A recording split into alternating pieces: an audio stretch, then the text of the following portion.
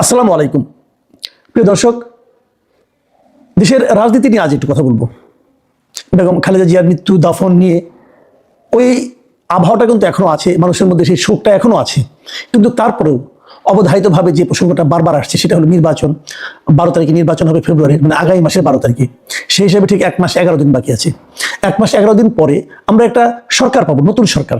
এই অন্তর্বর্তীকালীন সরকারের যে গুমোট একটা শাসন, তার সম্ভবত একটা অবসান ঘটবে। আমরা এমন একটা সরকার পাবো যার কাছে আমরা জবাবদিহিতার কথা বলতে পারবো। যে কোনো কিছু খারাপ করলে আমরা তাকে প্রশ্ন করতে পারবো, যেটা নাকি এই সরকারের কাছে আমরা পারতাম না। তাদের কোনো জবাবদিহিতা ছিল না, আবার অনেক কিছু করা ম্যান্ডেট ছিল বলে তারা দাবি করতো, সবকিছু করা ম্যান্ডেট ছিল বলে তারা দাবি করতো। যাই হোক, সেটা তো আমাদের জন্য একটা, আমি মনে করবো একটা দুঃস্বপ্ন ছিল আমাদের। দুঃস্বপ্ন আজকে দেখলাম যে বিভিন্ন মানবাধিকার সংস্থাগুলো একটা হিসেব দিল, সেটা নিয়ে কালকে হয় পরবর্তী কোনো সময় আলোপ করবো। যে অন্য একটা সময় যে সরকারকে আমরা বিতাড়িত করেছিলাম, আওয়ামী লীগ সরকারকে, সেই সময়ে যত লোকের বিচার বহির্ভূত মৃত্যু হতো অথবা হয়েছিল, অথবা মবের মাধ্যমে যত লোক মারা গিয়েছিল, তার চেয়ে অনেক বেশি লোক কিন্তু এই 2025 সালে মারা গেছে শান্তিতে নোবেল পাওয়া ডক্টর ইউনূসের আমলে। এক ভয়ঙ্কর দৃশ্য। যোগ সে আলোচনায় আমি আপাতত যাচ্ছি না, কারণ আমি এখন একটু রাজনীতি এবং নির্বাচন নিয়ে কথা বলতে চাই। দেখুন, বেগম খালেদা জিয়ার যে জানাজা হলো, শেষকৃত্য বলি আমি যদি এটাকে, কারণ হিন্দুরা তো জানাজা অংশ নিতে পারে না। যেহেতু জয়শঙ্কর এসেছিলেন, নেপাল থেকে এসেছিলেন, অথবা আপনার ভুটান থেকে এসেছিলেন, তো আমি যদি ওভাবে ওনাদের আগমনটাকে ধরি, তাহলে আমি বলবো যে ওনার এই শেষ যাত্রায় শোক জানাতে যারা এসেছিলেন, তা দেখেন আশেপাশে সবগুলো দেশের পররাষ্ট্রমন্ত্রী পর্যায়ের লোকজন এসেছিলেন এবং খুবই পাওয়ারফুল লোক তারা এসেছিলেন। কেন? আমি এটা নিয়ে বারবার বলেছি, খালেদা জিয়া তো দেশের প্রধানমন্ত্রী না এখন, ওনার দলও রাষ্ট্র ক্ষমতায় নেই, সরকারের সঙ্গে ওনারা সরকারেরও অংশ নন। তাহলে কেন এত লোক এখানে আসলেন? এক জয়শঙ্করের সঙ্গে দেখা করার জন্য আমাদের পররাষ্ট্র উপদেষ্টার নানাভাবে চেষ্টা চরিত্র চলে। ওনার সঙ্গে আমরা বলতে চাই, ভারতের আমাদের প্রতি যে মনোভাব, যে আচরণ, সেই আচরণকে আমরা কখনোই ভালো বলতে পারি না। আমরা মনে করি এক ধরনের বৈরী আচরণ তারা করছে। ঠিক সেই সময়ে সেই মানসিকতা যখন তারা প্রকাশ করছে একের পর এক, সেই সময়ে জয়শঙ্কর ভারতের বিমান বাহিনীর একটা বিমান নিয়ে অল্প সময়ের জন্য হলেও এসে শোক প্রকাশ করা, ভারতীয় সরকারের শোক বার্তা তারেক রহমানের হাতে পৌঁছে দেওয়া, এবং উনি চলে গেলেন। যাওয়ার আগে উনি আমাদের প্রধান উপদেষ্টার সঙ্গেও দেখা করতে চাইলেন না, অথবা পররাষ্ট্র উপদেষ্টার সঙ্গেও দেখা করলেন না। তাহলে এগুলো কি ইঙ্গিত করে? আমার মনে হয় ইঙ্গিত যেটা করে সেটা আপনারা খুব ঠান্ডা মাথায় চিন্তা করেন। ভারতীয় তো আগেও বারবার বলেছে যে আমরা অবশ্যই একটা নির্বাচিত সরকারের সঙ্গে সম্পর্ক রাখতে চাই। মানে ডক্টর ইউনূস সরকারকে তারা শুরু থেকে মেনে নিতে পারছিল না, এবং মেনে না নেওয়ার তাদের যে সিদ্ধান্তটা, তারা সেখান থেকে সরেও নি, অটুট আছে ওখানেই। এবং তারা বলছে আমরা একটা নির্বাচিত সরকারের সঙ্গে সম্পর্ক করব। এখন নির্বাচনের আগে নির্বাচনে অংশ নেওয়া অনেকগুলো রাজনৈতিক দল আছে, সেই দলের মধ্যে একটি দলের সঙ্গে যে সম্পর্কটা ওরা দেখালেন, তার মানে ওনারা কি ধরেই নিয়েছেন যে বিএনপি আগামীতে ক্ষমতায় আসছে?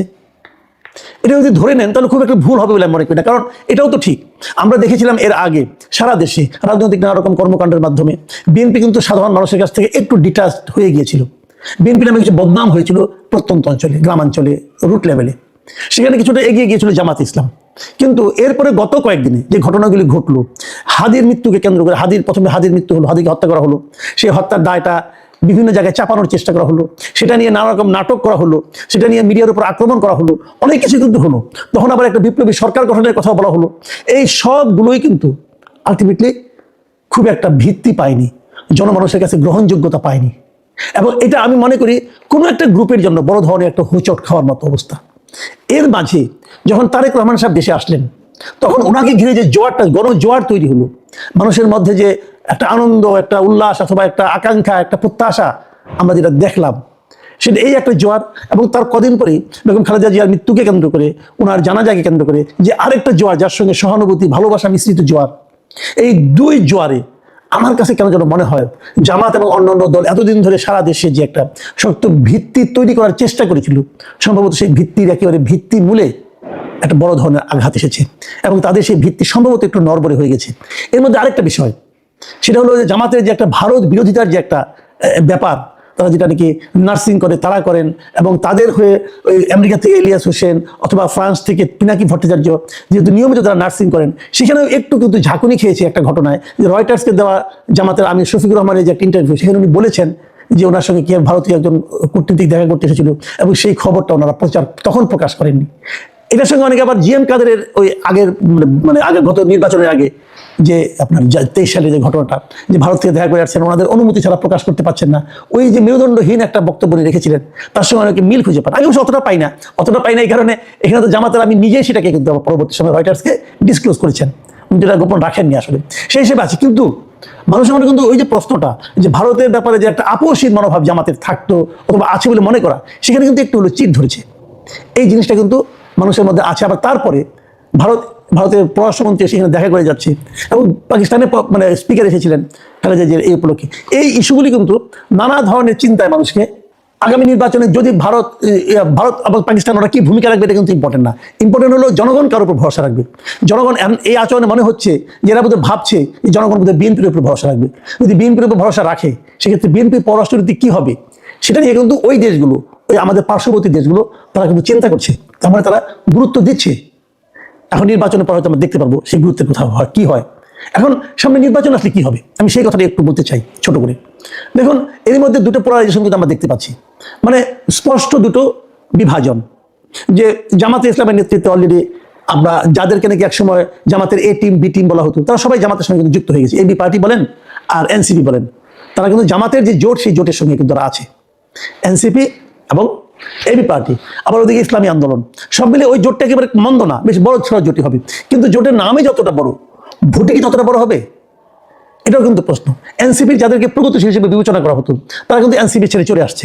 কেউ কেউ স্বতন্ত্র নির্বাচন করছে, আর সময়ের অভাবে অনেকে এই সাহস করতে পারে নাই, কারণ স্বতন্ত্র নির্বাচনটা তো এখন কঠিন ব্যাপার হয়ে গেছে, কাজে অনেকে হয়তো নির্বাচন করতেও পারছে না। কিন্তু এরকম একটা সিচুয়েশন কিন্তু পরিণত হয়েছে। এখন প্রশ্নটা হচ্ছে যে বিএনপির দিকে কে আছে, বিএনপিতে পোলারাইজেশন।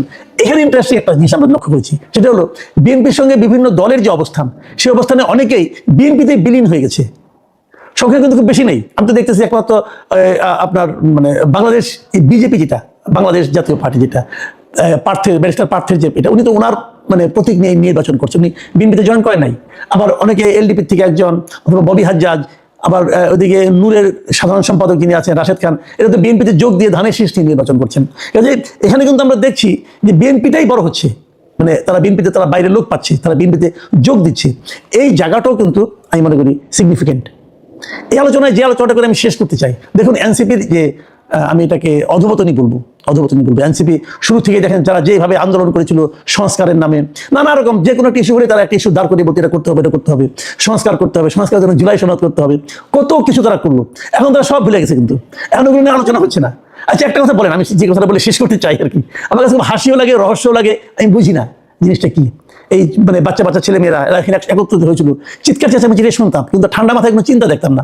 ভাবেন তো একটা কথা, সংস্কারের যে মূল বিষয়টা, যেটার উপর ভিত্তি করে একটা গণভোট হবে ইলেকশনের সঙ্গে, সেটা কি জুলাই সনদ। জুলাই সনদে কি এনসিপি সিগনেচার করছে? একবার ভাবুন তো, পেয়েছেন কোথাও, মনে করতে পারেন? তখন জুলাই সনদে একটা অজুহাত তারা সিগনেচার করলো না, পরে কি তারা কখনো সিগনেচার করেছে জুলাই সনদে? আমি তো কোথাও দেখি নাই ভাই। তাহলে আগামী নির্বাচনে যখন এই জুলাই সনদের উপর যখন গণভোট